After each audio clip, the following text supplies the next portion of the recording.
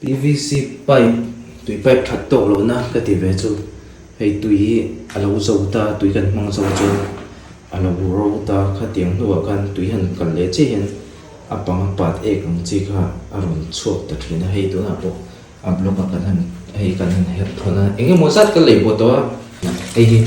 tui pipe kha ta tang ron chuak kan tam khop ne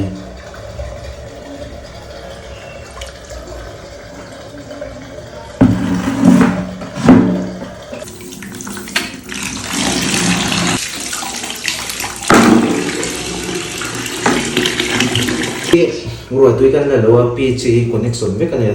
tôi xem tôi cầntify forward rocky abal trend đó như cần tôi xem thì mà sẽ cần hỗ trợ này tầm khóc mấy hay mai này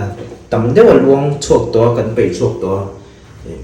và cái chân về đó chân về cũng lâu đều về cần bảy chuột đó thì là bảng này ta cho đã về mấy mình